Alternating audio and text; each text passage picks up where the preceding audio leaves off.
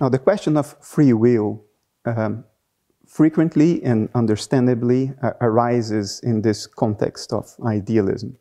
And the reason is the following.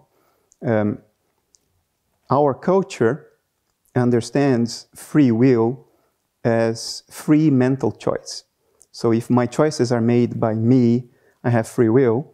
But if my choices are actually made by brain physiology, if my choices are determined by the physiology of my brain, then I don't have free will. Now, if under analytic idealism, brain physiology is what choices look like, as opposed to being what generates choices, then there is free will under analytic idealism, isn't there? Because now my choices are not made by brain physiology.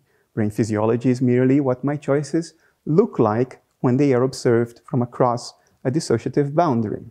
If your intuition of free will and determinism has to do only with whether your choices are made by your brain physiology or not, then that conclusion is correct.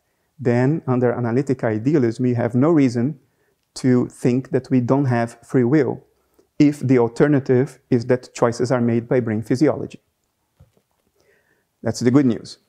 But let's look deeper into the question and try to understand what we really, really mean when we talk of free will. When we say free will, we don't mean that our choices are random, right? If our choices are random, they're not free, they're just random. But we also don't mean that our choices are fully determined, because then they are not free. So it would seem that free will is something somewhere in the middle between randomness and full determinism. Now, I submit to you that there is no middle ground between the two. It's just not there, it doesn't exist. Things are either determined or they are random. And actually, there may be nothing random in the universe. No quantum theory, individual events seem to be random, but maybe new understandings in the future will get rid of that part as well. Randomness may be purely epistemic. In other words, when we say that something is random, we may mean that we don't know what determines it, and that's all there is to it. But either way, there is no semantic space between randomness and determinism. So what does free will mean? Now, I think what we mean by free will is that our choices are determined. They are not random, but they are determined by that which I identify with. For instance, if my choices are determined by my views, my preferences, my desires, my dispositions, my fears, then my choices are free. They are determined, but they are determined by me. They are determined by phenomena or events that I identify myself with. I identify with my preferences. I identify with my dispositions, my desires, my plans, my wishes. And if my choices are determined by those, then they are free. But notice that this does not contradict determinism. My free choices are still determined. They're just determined by me. So free will boils down to identification. What do we identify with? If our choices are determined by that which we identify with, then they are free. Do we identify with brain activity, with physiology? No, I have never seen my brain physiology. I cannot possibly identify myself with those. So that is out of the picture. But let's now look at how our choices actually unfold in real life. Do I choose my thoughts? What thoughts come to me? No, I don't think I do. Do I choose my emotions? Certainly I don't, otherwise I would never suffer. I would never feel anxious. I would never feel afraid. I would never feel depressed because I choose my choices. I choose my emotions. No, my depression, my anxiety, they happen to me. I don't choose them. If you go down this line of investigation, you quickly realize that you don't choose what you think, you don't choose what you feel. You witness your thoughts and your feelings like you witness the trees along the street as you walk down the street. They are experiences that come to you, experiences you have, not that you chose. If we truly have free will from the sense that everything we think and feel is determined by the ego, because the ego is that mental complex that we do identify with. It's that narrative of individual selfhood.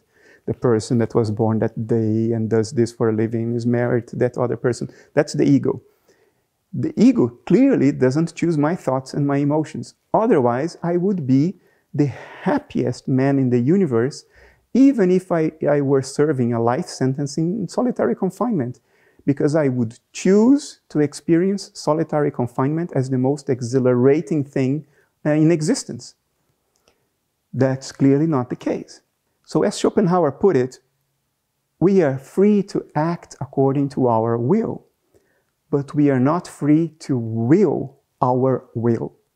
We don't choose what we want. We don't choose what we detest. We don't choose what makes us afraid. And we don't choose our thoughts and emotions. The ego has very little free will. You could say the ego has free will to choose your best mortgage package or the best path to work given today's traffic jams. Little things, operational things. But when it comes to the big things of life, clearly the ego doesn't choose. The ego doesn't choose the person you fall in love with. The ego doesn't choose your desired profession. The ego doesn't choose your sense of meaning. Nothing.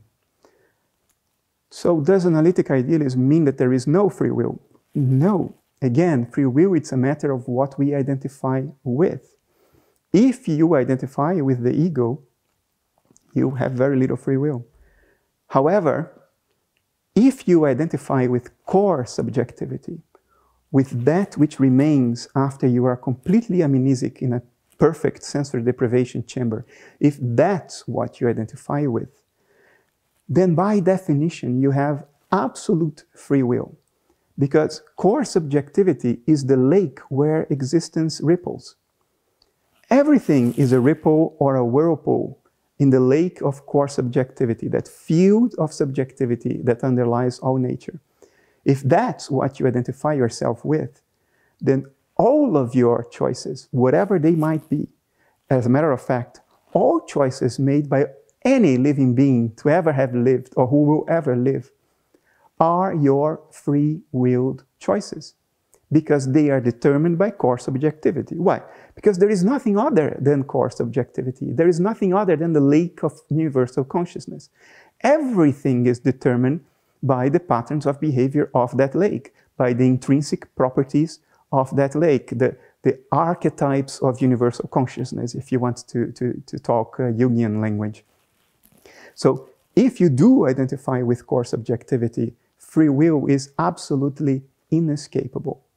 Every single choice you make, or anybody else makes, or anything in nature makes, is a free-willed choice in the sense that it is determined by that which you identify with, which is core subjectivity, which is the only thing that exists. It's the lake that ripples.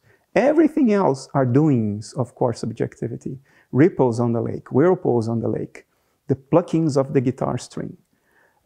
So in that sense, analytic idealism will tell you that there is no difference between free will and determinism at a cosmic level. Because at the level of core subjectivity or universal consciousness, the desire is the need. The need is the desire. The need to do something is the same thing as the desire to do it.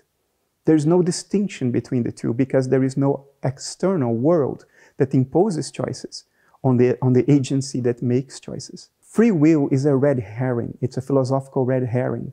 It arises from certain misconceptions. And it's fundamentally grounded on self-identification, which is a subjective thing. Different people identify differently. Some people don't identify with their limbs, their legs and arms, to the point that they feel a compulsion to cut off a leg or an arm because they don't identify with it. Other people, mystics in particular, identify with the whole of existence. They are supremely free because by identifying with core subjectivity, every choice is determined by that which they do identify with. And at the same time, and without contradiction, every choice is determined. It is determined by what core subjectivity is. Core subjectivity chooses to act the way it does because it is what it is. To choose differently would imply that it is something that it is not, which is a contradiction. Whatever it chooses to do, it's per necessity and also per will, because it chooses to do it out of itself. The choice is determined by what it identifies itself with, which is all there is. So I've been going back and forth between free will and determinism to try to convey the understanding to you that this is a red herring, that necessity and will, at the ultimate level, which is the only level that really counts, where existence really is what it is, necessity and will are one and the same thing. And that's why Schopenhauer called nature the will.